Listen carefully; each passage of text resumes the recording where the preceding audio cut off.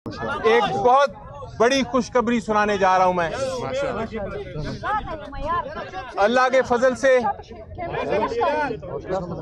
फजल से जो पीटीआई पे घने बादल छाए हुए थे, जो तूफान बरपा था और लोग बातें कर रहे थे कि अब निकलने का कोई रास्ता नहीं है, आज पेशावर हाईकोर्ट के जज साहिबान ने अपनी जो ट्रेडिशन है उसको कायम रखते हुए, हमेशा इंसाफ का सर ऊंचा किया है इस हाई कोर्ट ने, उस ट्रेडिशन को कायम रखते हुए आज जो इलेक्शन कमीशन ऑफ पाकिस्तान का ऑर्डर था पीटीआई के खिलाफ, जिसमें सिंबल पीटीआई का जो बल्ला है वो ले लिया गया था, छीन लिया गया था, बल्कि मैं कहता हूं एक गैर कानूनी और गैर आईनी ऑर्डर के जरिए, उस ऑर्डर को, सिलेक्शन कमीशन के ऑर्डर को सस्पेंड कर दिया है और साथ ये हुक्म फरमाया है कि जो हमारा सिंबल है वो हमें वापस किया जाए, रिस्टोर किया जाए। और हुक्म किया है कि हम अब उस बल्ले के मुताबिक अगली तारीख तक इलेक्शन लड़ सकते हैं। अल्हम्दुलिल्लाह।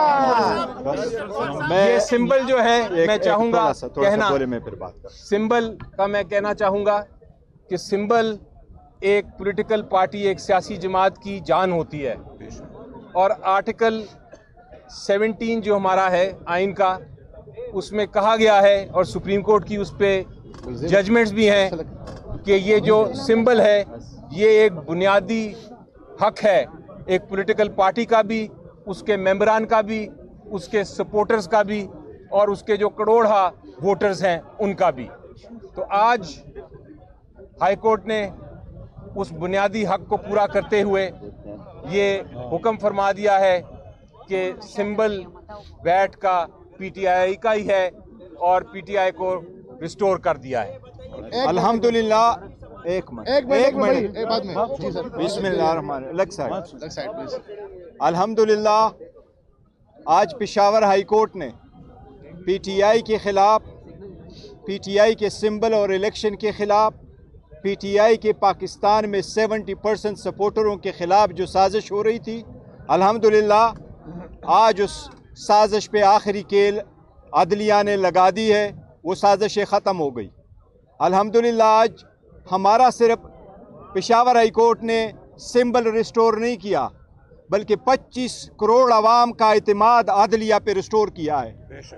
ये वही वाहिद अदलिया है जिस पे हमेशा हमें एतमाद रहा है कि हम अदलिया के पास जाएंगे, हम कानूनी आईनी जंग लड़ेंगे, हमारे साथ ज्यादतियाँ हो रही है, हमें दीवार के साथ लगाया जा रहा है, लेकिन हमने बारहा कहा था कि हमें अदलिया पे एतमाद है, हर जज पे एतमाद है और इंशाल्लाह अदलिया इंसाफ करेगी। और आज अदलिया ने इंसाफ कर लिया है, पाकिस्तान की 25 करोड़ आवाम की जो एतमाद बहाल कर दिया। आज अदलिया का हम बहुत मशकूर है। आज अली साहब ने 4 घंटे खड़े होकर के आप लोगों सब के सामने 4 घंटे पे अदलिया ने उसकी हेयरिंग की है। हर शिक अदालत ने देखी है कि इलेक्शन कमीशन का ऑर्डर सस्टेनेबल नहीं था, लिहाजा वो ऑर्डर सस्पेंड हो गया और हमारा बेट रिस्टोर हो गया और इलेक्शन कमीशन को ऑर्डर हुआ कि हमारा सर्टिफिकेट फौरन वेबसाइट पे आप चढ़ा दें।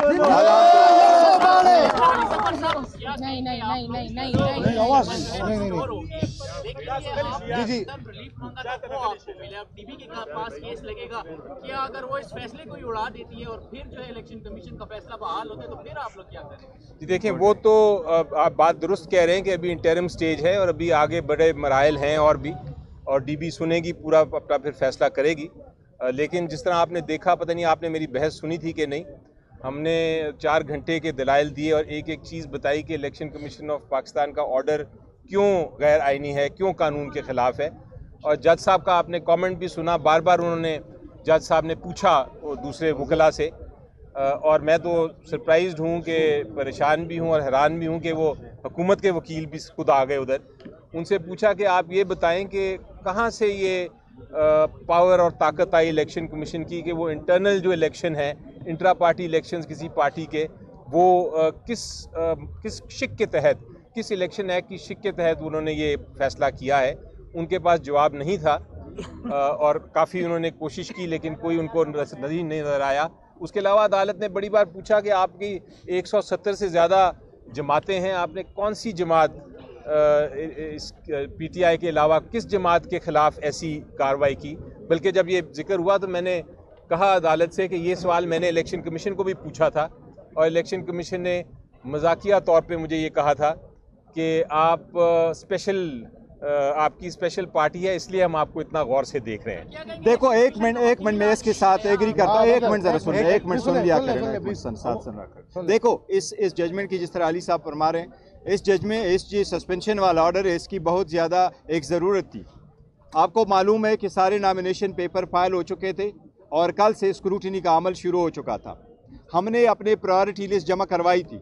मेरे दस्तखतों से जब प्रायोरिटी लिस्ट चली गई तो बलूचिस्तान में एक्सेप्ट हुई, सिंध में वो एक्सेप्ट हुई, KPK में वो एक्सेप्ट हुई, पंजाब वालों ने उसको पास रोका और जो लिस्ट इशू करके दे दिया तो सारे पॉलिटिकल पार्टीज़ का नाम आया, पर PTI का नाम उन्होंने विथहोल्ड कर दिया कि हम आपके जितने भी प्रायोरिटी लिस्ट के उम्मीदवारान हैं हम उनकी स्क्रूटनी नहीं करेंगे। अब ये 227 सीट से इनका बड़ा अमल दखल होता है सदर के इंतखाब में, वज़ीर आज़म के इंतखाब में, वज़ीर आला के इंतखाब में और ये स्पीकरों के इंतखाब में। इसलिए अल्हम्दुलिल्लाह ये हम इस प्रोसेस से बाहर नहीं हुए, अल्हम्दुलिल्लाह बड़ा ज़रूरी था। ये बताएं कि पेशावर की मुख्तलिफ वकला तंजीमों की जानिब से पेशावर हाई कोर्ट के चीफ जस्टिस और जजों के खिलाफ एहतजाजी मुजाहरे की एक मखसूस जमात को रिलीफ दिया जा रहा है, आप क्या कहें? जी देखिए, मेरा तो यकीन है कि कोई इंस्टीट्यूशन हो, कोई अदालत हो, छोटी से छोटी अदालत, बड़ी से बड़ी अदालत, अल्टीमेटली फ़ाइनल फ़ैसला इंसाफ और कानून के मुताबिक होता है। आपको इसमें शक नहीं होना चाहिए और यही मैं बार बार अपनी कौम को भी बताता हूँ, बार बार मैं यही इल्तिजा करता हूँ कि हमें यकीन रखना चाहिए अपने आइन में और कानून में। एक्सपीरियंस आप देखेंगे मेरा पिछले 2 साल जो हुए हैं, कम से कम 22 केसेस में आपको गिनवाता हूँ मुख्तलिफ़ अदालतों से, चाहे लाहौर हाई कोर्ट हो, चाहे सुप्रीम कोर्ट हो, चाहे इस्लामाबाद हाई कोर्ट हो, वहाँ से, और अब पेशावर हाई कोर्ट भी, वहाँ से फ़ैसले हमने आइन और कानून के मुताबिक किए हैं। चाहे वो डिफेक्शन क्लॉज की जजमेंट हो, चाहे वो पंजाब असेंबली को रिस्टोर करने की जजमेंट हो, चाहे वो जो इलेक्शन सिंबल्स की वो जजमेंट आ जाए ये उसको हो। अदालतें हमेशा फैसला करती हैं इंसाफ के मुताबिक, इसलिए ऐसी कोई अगर बात करता है तो गलत बात करता है। जी बोलिए। देखो यही तरीक़ेकार होता है, अदलिया यही ऑर्डर पास करती है। इंटरम ऑर्डर जब आप इशू करते हैं तो उसका एक स्पेसिफिक टाइम होता है और फिर उसके बाद भी होगा। अल्हम्दुलिल्लाह अगर अदालत प्राइमा पेशी इस बात पे पहुंची है, बज़ाहिर, जिसको प्राइमा पेशी उर्दू में क्या लफ्ज़ कहते हैं, वो अगर बज़ाहिर अगर अदालत इस नतीजे पे पहुंची है कि ये ऑर्डर सस्टेनेबल नहीं है, हमें कभी उम्मीद है इंशाअल्लाह ताला कि नेक्स्ट डेट पे इंशाअल्लाह ये ऑर्डर ही ख़त्म हो जाएगा और हम कंटिन्यू करेंगे इंशाअल्लाह। मोशन का केस था, अदालत ने भी कहा, सिर्फ आप लोगों ने आर्ग्यू करना था, नोटिस होने थे, सस्पेंड होना था, लेकिन अटॉर्नी जनरल भी जो है एडिशनल पेश हुआ, एक दरखास्त गुजार का वकील पेश हुआ, इलेक्शन कमीशन का वकील नहीं आया। इलेक्शन कमीशन के वकील को दोपहर को हमने सुबह ही बल्कि अपनी पिटिशन की कॉपी दे दी थी, उन्होंने खुद चूज़ किया नहीं आने का। बदकिस्मती से मैं इलेक्शन कमीशन ऑफ पाकिस्तान के ख़िलाफ़ बात नहीं करना चाहता क्योंकि मैं, जैसा मैंने कहा, इंस्टीट्यूशन के ख़िलाफ़ बात नहीं करता, लेकिन इस केस में इलेक्शन कमीशन ऑफ पाकिस्तान का जो फ़ैसला है लगता है जिस तरह के वो मुखालिफ हैं। ये नहीं लगता कि जिस तरह वो एक मुनसिफ के तौर पे उन्होंने फ़ैसला किया, एक मुखालिफ के तौर पे किया। और आज जिस तरह दूसरी जमातों के लोग आके जो लॉयर्स थे आके बहस कर रहे थे और जिस तरह हुकूमत के लॉयर बहस कर रहे थे, वो लगता ये था कि वो इलेक्शन कमीशन ऑफ पाकिस्तान के साथ मिल के PTI के ख़िलाफ़ हैं। तो ये तासुर नहीं मिलना चाहिए, उनको इंडिपेंडेंट ही रहना चाहिए, आज़ाद ही रहना चाहिए। इलेक्शन कमीशन से हम इस्तदा ज़रूर करेंगे कि काइंडली मेक श्योर करे कि election free and fair and transparent हो।